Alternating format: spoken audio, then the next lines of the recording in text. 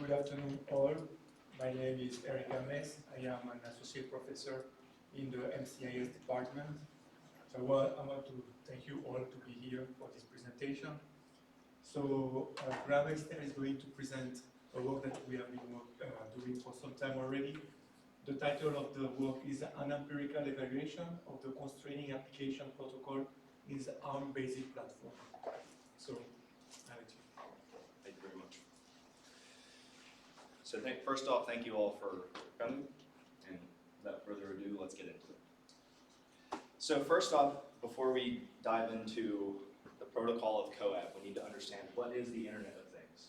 So if you don't know explicitly what it is, a lot of you probably already understand it without knowing that you understand it. Some items of the Internet of Things are things like the Google Nest thermostat, the Ring doorbell, and the smart light bulb. These are everyday, ordinary items that we have taken, and we've put a computer inside of them, and now they can connect to the internet, and you can access their functionality remotely from your phone or wherever with an internet connection. So this allows you to read your temperature, answer your door, or manage your household lighting. And there's going to be an estimated 125 billion IoT devices by the year 2030. That's more than tenfold of right now. So what are some other applications of the Internet of Things? Well, we already went over home automation that allows things like HVAC, lighting, and security, but there's also other industries like industrial systems and retail automation where you will see this technology coming to fruition in the following years.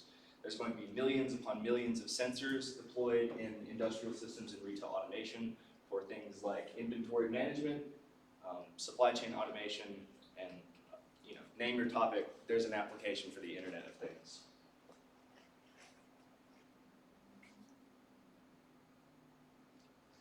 So before we start diving into CoAP, we need to understand why are constrained devices better? So by a constrained device, I mean a device that does not have a lot of computational ability. So here we have a not so constrained device, IoT light bulb, and we have a constrained IoT light bulb. And as you can see, this not so constrained light bulb that's able to handle a heavier protocol like HTTP, which your web browser uses, is $12 versus a constrained device that is still able to do the functions that you would expect a light bulb to do, such as turn on, change colors maybe even, but it's now $4. So the more constrained we make our devices, the cheaper they will be while still maintaining their original functionality as a light bulb or whatever the device may be. So we need a protocol for these devices to communicate. Now there are many protocols out there, such as Zigbee or HTTP even, things that are not named here. But for IoT, there are other protocols such as MQTT and CoAP.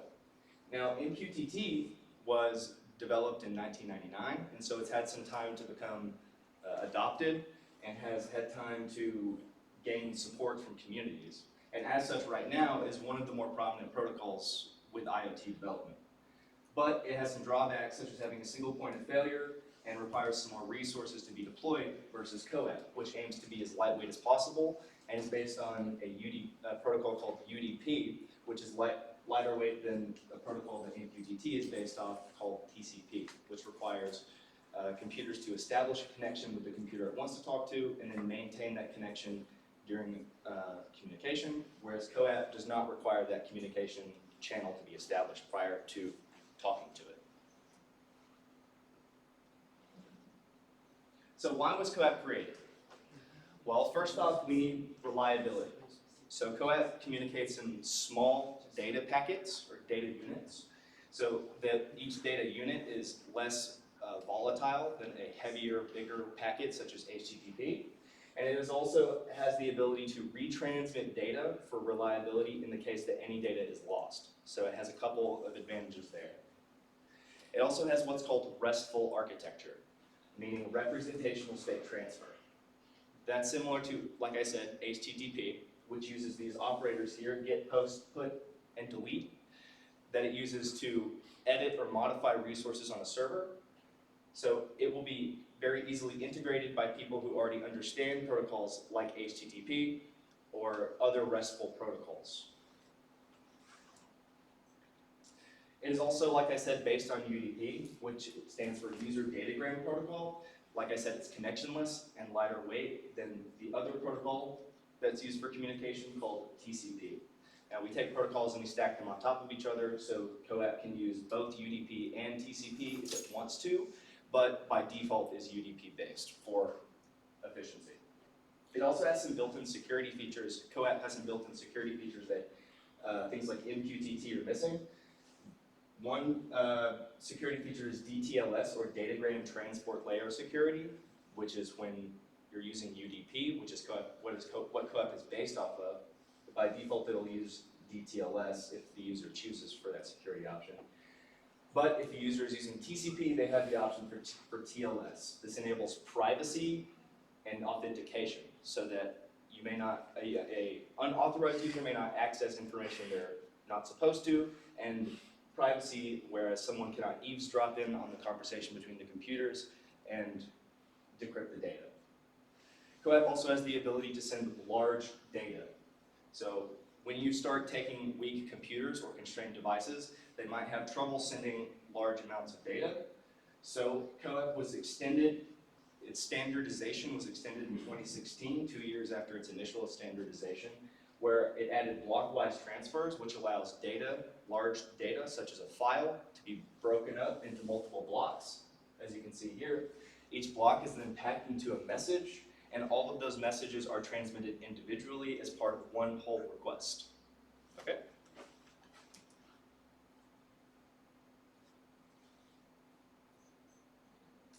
These are some of what we call single board computers, or SBCs. These are some of the most common SBCs you will find in the industry. These are called Raspberry Pis. They pretty much dominate the industry as far as single board computers go, and so that's what we chose to do our research with. These models here, the 3B and the 3B Plus. The 3B Plus is more of a revision of the 3B, so their specifications are very similar, whereas the 4B is the next generation and is much more powerful. You can see the 3B Plus has a slightly faster clock rate on its processor core, like 1.4 gigahertz, but otherwise they're mostly the same with the exception of the 3B Plus being able to use 5 gigahertz Wi-Fi. The 4B also has all of the benefits of the 3B Plus, although it has a new processor, a lot more RAM, and also the 5 gigahertz Wi-Fi. So what is the objective of our research? Well, very simply, it is to assess CoAP and to evaluate the performance using response time. So what is response time? Well, response time, simply put, is I take a timestamp, I send a message out, I wait for a response back from the server, and I take another timestamp, and then the difference between those two times is the amount of time it took for the server to respond. And we'll see that, how we calculated that here in a second. So this is our test bed. This is the setup for how we performed our experiments. And as you can see, we have a router here in the middle that's connecting two Raspberry Pis. The Raspberry Pis in each experiment are the same model, so it will be a 3B and a 3B, or a 3B plus and a 3B plus. And they communicated using CoAP, where the client over here is trying to access a large buffer on the server, which is essentially a box that holds information, where the client can reach out and put information in that box or take information out. Keep in mind that a single request can hold multiple messages, and it can also, first off, the timestamp is sent, timestamp is taken, the request is sent, and then the response is received back, and then the timestamp is taken, and the difference is taken for the response time, as I told you earlier. Now, it's good to keep in mind that a request can have many messages, because we're sending files that are broken up into multiple chunks, and there's multiple messages being exchanged for that one request.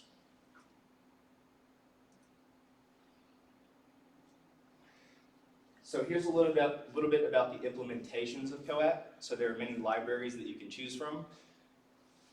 However, many of those libraries are abandoned because the developers stopped working on them years ago, or whatever happened. But here are two of the big ones, AIO CoAP and libCoAP.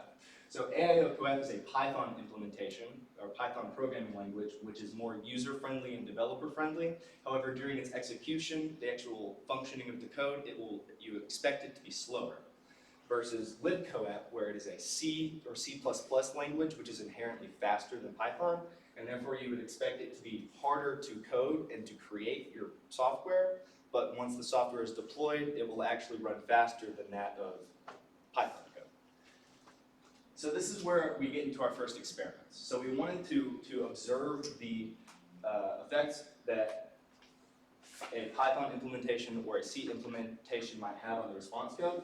So as you can see here, we have our coloring conventions of red being the Raspberry Pi 3B, blue being the Raspberry Pi 3B Plus, and green being the Raspberry Pi 4B. Over here, on the y-axis, we have the actual response time of each request, and then on the x-axis, we have the actual file size of the files that we're sending.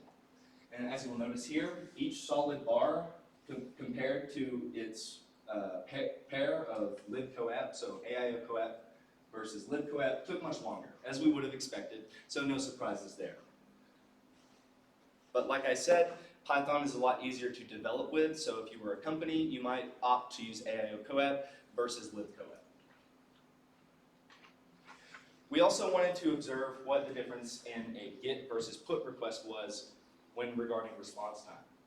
So first we need to understand what is a GET request. And a GET request is essentially just something that retrieves or reads data from a resource in a server. So it will ask questions such as, is the light on, is it off? What is the temperature that the thermostat is set at, right? But a PUT request is something that changes a value. It updates a value on a server. It makes a statement. Turn the light on, turn it off, change the temperature to 70 degrees, something like that. So on to our next result, where we wanted to actually observe the effect of GET versus PUT on response time.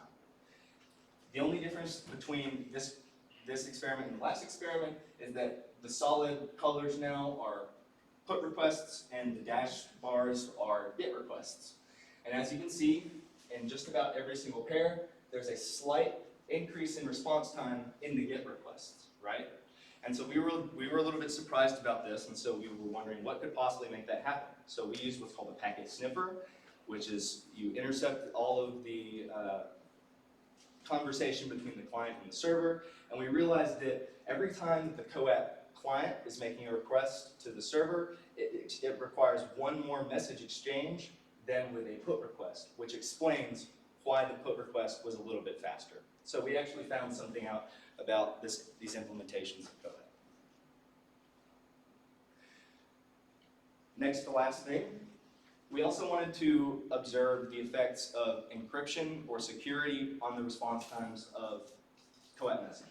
So here, in the solid colors, we have no security or no sec option. So this is without encryption. And then we also have DTLS, which is, like I said, the encryption security option. And as you would expect, here in the dash bars, you can see that DTLS did take a little bit longer than the solid bars, which is with no security. So we would expect this because you're taking time to encrypt all of the data before you send it over to the server.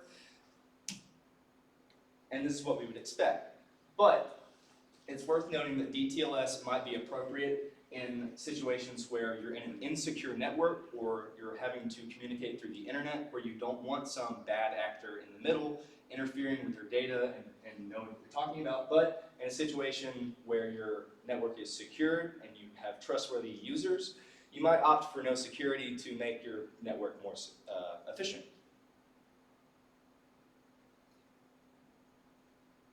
And lastly, we wanted to see the effect on response time that varying the block size had.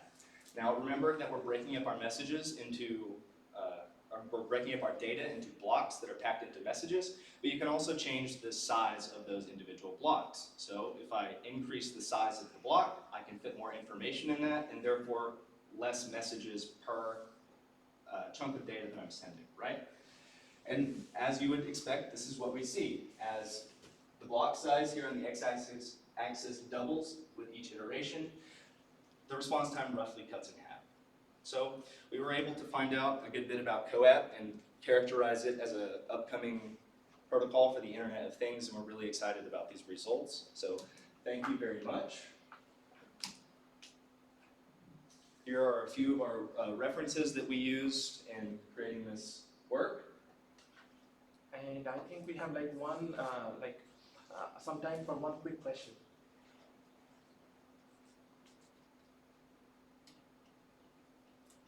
Okay, if no question, All right. let's. Thank you all very much, I appreciate it.